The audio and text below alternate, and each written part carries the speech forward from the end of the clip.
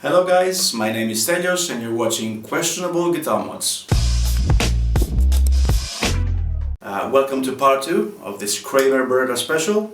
On part 1, to sum it up, basically I've installed Floyd Rose style trem, a Godo 1996 using my tremolo system, and the Floyd Rose looking nut using my 3D printed sips. So, as you can see, this is the guitar as it sits today. There's been a ton of work done in preparation for what's to follow, but I wanted to do it together with you, so we'll do it live! Fuck it! A good question to ask when doing mods like this is, what's this guitar for? I like to give all my guitars a specific theme or purpose, and this guitar will be a surprise gift for my 6-year-old son, who's been showing some interest in guitar playing lately. I want to make his introduction to guitar as smooth as possible, so I want this guitar to sound good, have low action, stay perfectly in tune, and most importantly, to look familiar, like a toy. So my son's got a huge collection of Hot Wheel cars, but there's one that got my attention from the very beginning. I knew I wanted to do something special with that color combination the moment I saw it. And this is the one. It's a Ford Mustang from the HW Art Car series. So first, I'm gonna remove all the hardware from the guitar and give it a good sanding. There's no need to sand it down to bare wood, because the slightly rough textured surface of the existing paint will make for a great undercoat and provide a strong mechanical bond for the paint layers I'll be adding later. Next, I'll be painting the base color, which was a very specific and odd shade of minty green to match the Hot Wheel car. But of course this paint wasn't available anywhere, so I had to have it custom made to match the Hot Wheel, as you can see here. Many hours later. So the base layer is done, but now it's time to add some stripes of orange, white, brown and blue to mimic the Hot Wheels pattern.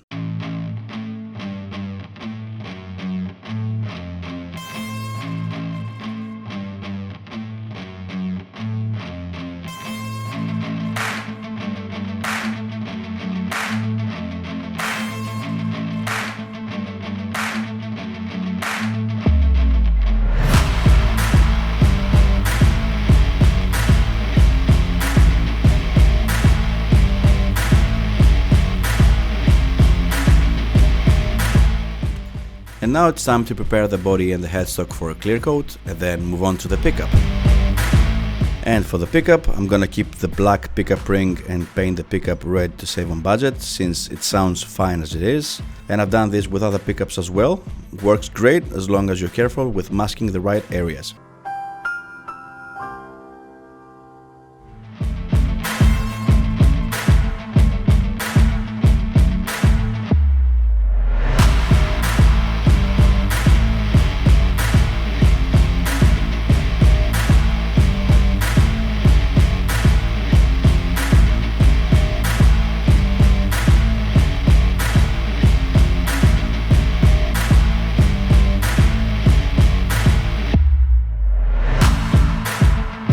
The stock black springs that came with the Godo didn't do it for me color wise, and I wanted to add a bit of color in there too, so I made this 3D printed jig to help me do it.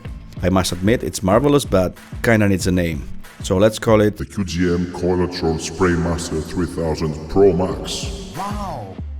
And this is how it works. I'm gonna take a spare spring claw I had from a previous build, and with a single spare screw I'm gonna put the spring under tension until the coils do not touch. And then it's painting time. Side note, I left the paint to cure while the spring was under tension, because it created a much better result.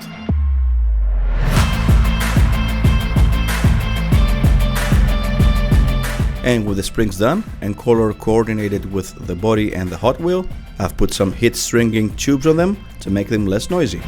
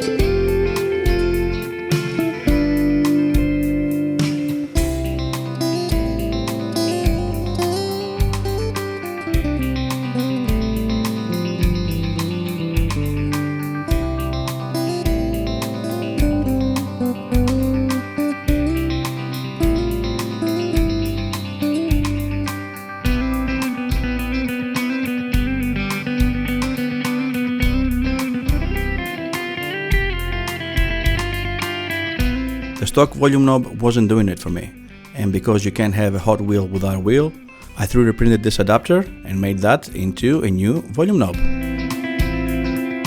And heads up, if you have the same guitar and your volume goes from 0 to 10 instantly, just remove this capacitor from the back. And while I was about to start soldering the electronics at the back, the hot wheel accidentally fell into the cavity. And then I had an idea. What if that's where it belonged in the first place? But how?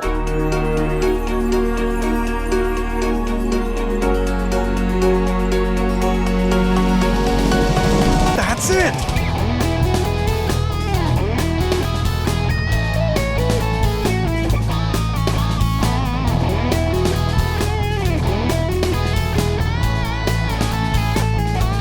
And this is what I came up with. It's a 3D printed housing for the Hot Wheel. It's in two parts. The bottom part screws in the guitar with the existing holes, and the top part has a plexiglass window and routing for LEDs that I might be adding later. And once the Hot Wheel was in there, I had yet another idea.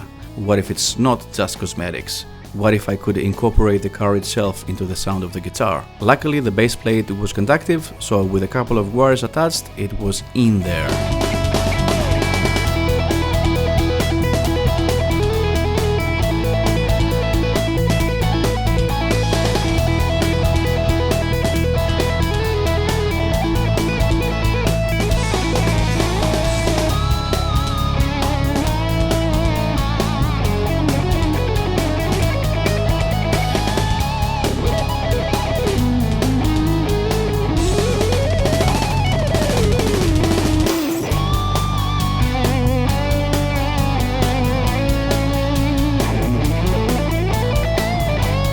And now it's time to put the springs in,